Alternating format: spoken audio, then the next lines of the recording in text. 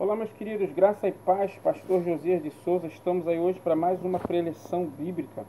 Hoje eu quero ler com você, gente, a epístola que Paulo escreve aos Efésios, viu?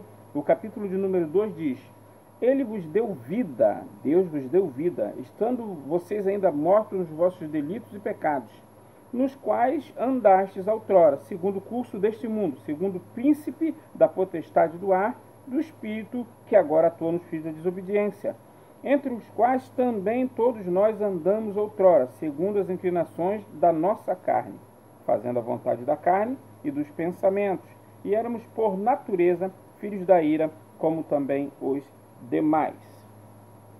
Quando eu encontro esse texto e percebo que o apóstolo começa dizendo sobre a vida que os crentes da igreja de Éfeso tinham recebido de Deus, e ele afirma que Deus deu vida quando eles estavam mortos em delitos e em pecados. Isso evidencia o amor gracioso de Deus, trazendo pessoas que já estavam totalmente condenadas a um momento onde elas podem agora reconhecer o seu estado antecedente e também se arrepender dos pecados, não é? Então, eles estavam mortos e receberam a vida de Deus. E o apóstolo diz que eles estavam andando nesse sentido, segundo o curso desse mundo, ou seja, o curso desse mundo era exatamente um curso de morte.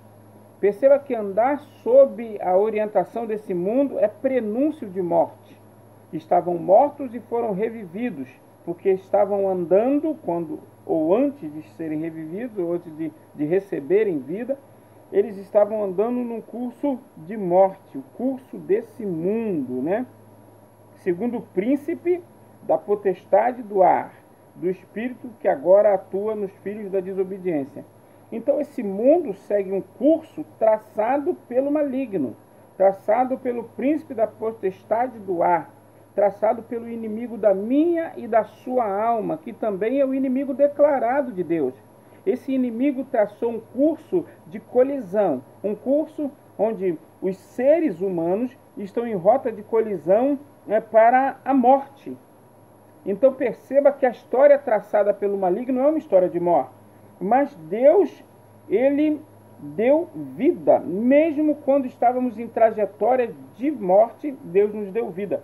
Deus se introduz na história humana, ele vem ao homem trazendo a vida que o homem precisava. O homem não tinha mais condições, mas Deus deu a vida. Perceba que foi Deus que veio ao encontro do homem. O homem já não tinha mais condições de ir ao encontro de Deus. E nos dias atuais percebemos isso. Homens estão totalmente alienados da palavra de Deus, mas Deus continua buscando esse homem. Ele diz: toquem a buzina sobre a terra, perturbem-se todos os moradores da terra. A buzina sendo tocada, o evangelho sendo apregoado, traz alguma perturbação, o que mostra a rota de colisão dessas pessoas com a morte. E na sequência diz que entre os quais também todos nós andamos outrora. O apóstolo reconhece que houve um tempo de vida onde nós estávamos ausentes de Deus. Esse tempo se traduz exatamente no tempo da nossa ignorância, quando nós ainda não conhecíamos o amor de Deus, quando nós não tínhamos ainda o entendimento da graça de Deus, quando nós estávamos ainda fora de Cristo.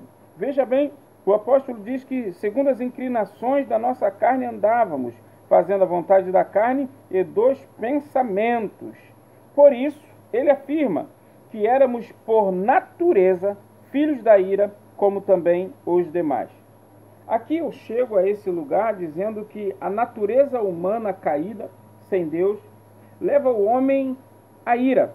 Ele é filho da ira. E eu trago aqui uma correção que vai levar vocês a ou gostarem desse assunto ou realmente parar para pensar. Deus não ama o pecador. Deus não ama o pecador. Deus ama o homem. Ponto. Se ele odeia o pecador que vive pecando também se torna objeto da ira de Deus. Tanto é assim que Deus vai lançar no inferno o ímpio. A Bíblia diz: os ímpios serão lançados no inferno e todos aqueles que se esquecem de Deus. Se Deus amasse o pecador, ele não jogaria o ímpio no inferno, porque o ímpio é um pecador. Mas quando ele ama o homem, a ideia de Deus é remover o pecado do homem. O livro de Mateus apresenta Jesus como sendo aquele que tira o pecado do mundo. O anjo diz para Maria: porás o seu nome Jesus, porque ele livrará o seu povo dos seus pecados. João Batista diz que ele é o Cordeiro de Deus que tira os pecados do mundo. O intuito de Deus é tirar o pecado da vida do homem. Então perceba que Deus ama o homem. E no outro ponto diz, nas Escrituras: eu amo aos que me amam, os que de madrugada me buscam me encontrarão. Então Deus ama aquele que está inclinado para obedecê-lo, aquele que está envolvido com a sua palavra. Mas aqueles que não têm o amor para com Deus, a ira de Deus sobre eles permanece. Então se diz que éramos por natureza, naturalmente éramos filhos da ira. O homem natural é filho da ira. A ira de Deus sobre ele permanece. Você pode chegar no livro de Apocalipse e você vai ver as iras, a trombeta, não é? Os ais sendo colocados sobre os homens naturais, que não entendem as coisas do Espírito. Então, a ideia de Deus é trazer todo homem natural a se tornar um homem espiritual. Porque o homem natural não compreende as coisas do Espírito. Mas o homem espiritual, ele não quer saber da natureza carnal de maneira nenhuma. Porque ele sabe que essa é avessa às leis de Deus. E a lei de Deus é santa, é justa, é boa. Ela é agradável. Essa é a vontade de Deus. Mas para isso nós temos que ter conhecimento que a nossa natureza, a natureza humana, ela é má. Ela é má, necessariamente má. Ninguém nasce bom e vai ficando mal porque aconteceu um problema com ele, não. As pessoas nascem já com um instinto mau, é a natureza humana. É a natureza humana. Somente quando encontramos a Cristo e aprendemos nas Escrituras como lidar com Deus e com o nosso próximo, essa vai sendo trocada. Nós recebemos então uma orientação do céu. Acontece uma metanoia, uma mudança de mente, uma mudança de paradigma. E a gente começa a caminhar na direção de Deus. Quando você encontra alguém que se diz que é crente e diz bandido bom é bandido morto, essa pessoa não encontrou Jesus ainda. Pode ser pastor, mas se ele diz que bandido bom é bandido morto, ele não conheceu Jesus ainda.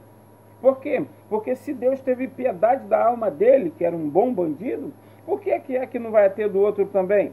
Perceba que, então, ele precisa ter um encontro de verdade com Deus. Se Deus perdoa o seu pecado, que é cristão, hoje está na presença do Senhor, ele também vai perdoar o pecado daquele que está hoje na ignorância. Porque o interesse de Deus é salvar, e Ele quer salvar a todos. Então, se nós acharmos que nós somos merecedores porque somos cristãos, não, e o outro não é merecedor porque ele não conhece a Deus, negativo. A graça de Deus se manifestou quando todos nós éramos pecadores. E aqui fica então essa deixa. Somos todos nós iguais, mas é a graça de Deus que nos alcança em Cristo. Essa é o padrão de diferença. A diferença foi Deus quem fez. Mas nós somos todos iguais, tá bom? Querido, eu quero orar com você. Vamos orar?